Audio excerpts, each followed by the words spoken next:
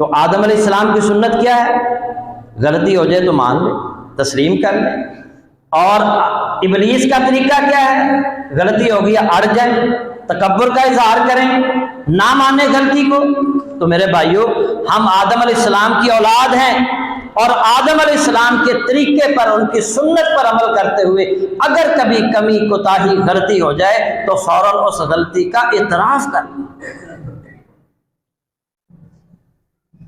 آئیے میں صحابہ کی زندگیوں میں سے 2 واقعات آپ کے سامنے رکھتا ہوں۔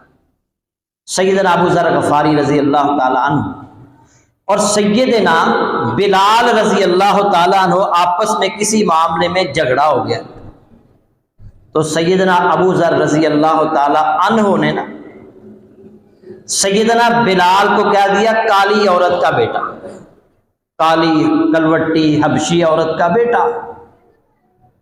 سیدنا بلال رضی اللہ تعالیٰ عنہ کو تکلیف ہوئی، نبی صلی اللہ علیہ وسلم کے پاس جا کر شکایت کی، اے اللہ کے نبی، ابو ذر نے مجھے کہا ہے کالی حبشی عورت کا بیٹا۔ نبی صلی اللہ علیہ وسلم نے حضرت ابو ذر کو بلا لیا اور آپ نے ان سے دریافت کیا، آپ نے یہ کہا؟ کہنے لگے ہاں اللہ کے نبی کہا ہے۔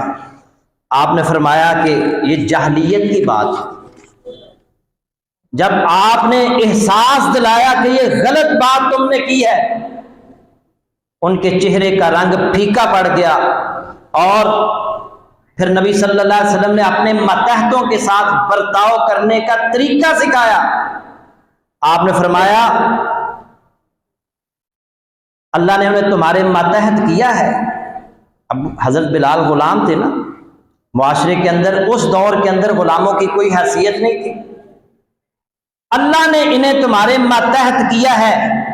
فَأَطْعِمُوهُمْ مِمَّا تَأْكُلُونَ، تم انہیں وہی کھلاؤ جو تم خود کھاتے ہو، وَأَلْبِسُوهُمْ مِمَّا تَلْبَسُونَ، اور وہی پہناؤ جو تم خود پہنتے ہو، وَلَا تُكَلِّفُوهُمْ مَا يَغْلِبُهُمْ، اور ان پر ایسے کام کی ذمہ داری نہ ڈالو جو ان کے بس سے باہر ہو۔ فَإِن كَلَّفْتُمُوهُمْ فَأَعِينُوهُمْ، اور اگر ان پر مشکل کام کی ذمہ داری ڈالو تو پھر ان کی مدد کرو۔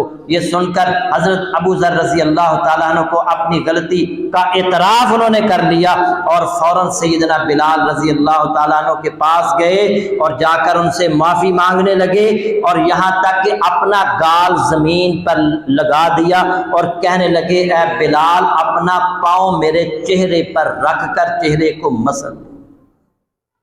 اس سے غلطی ہوئی، میں نے تمہیں برا کہا، تیری ماں کو گالی تھی۔